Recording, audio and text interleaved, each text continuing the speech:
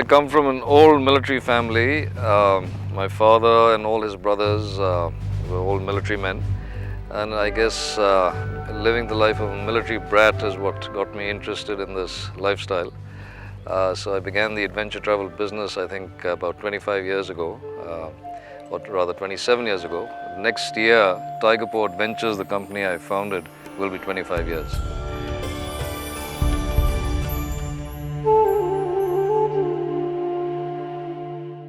You see me here with horses, and that might sound different from TigerPaws Adventures, but when I went to Canada to set the company up 15 years ago, we decided to start an equestrian division under the name of Horseback and Polo Holidays. So besides the normal safaris and river trips and anthropological tribal trips and so on, we also run equestrian holidays and polo safaris as well.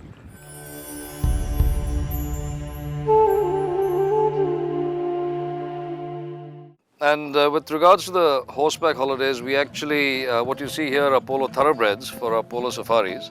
But in India, we use the unique Marwari horse, which is a horse unique unto India, for our desert safaris, which may be 7, 8 or 9 days long.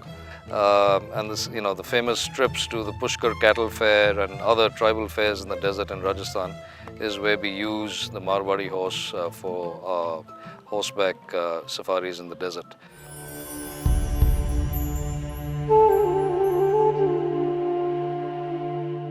We've got a very unusual sort of personality with regards to travel.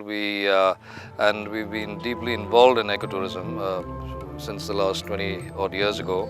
We did a lot of sustainability planning projects in the Eastern Himalaya and won some significant accolades.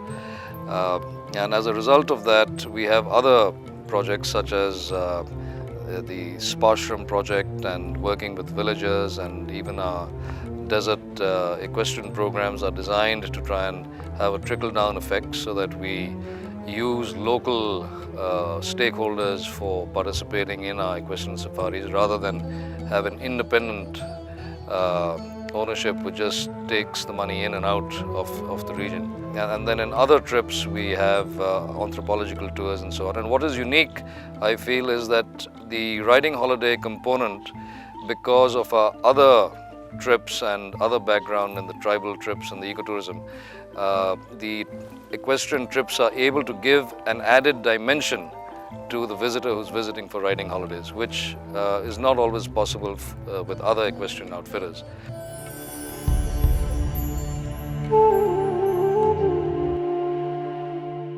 The rafting also was an unusual sort of entry because there were only 3 other operators when we began our whitewater rafting operation.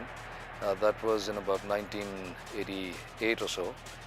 And we began by inviting a Canadian company to work in their off-season, which was our primary season.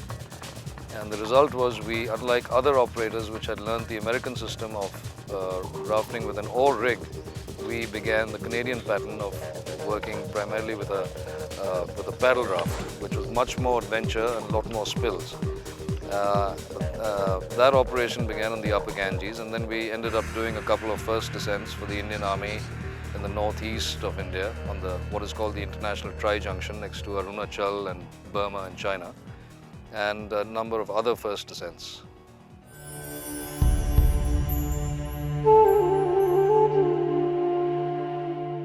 New features include something called the Spashram resort projects, and Spashram is a combination of the word spa and ashram.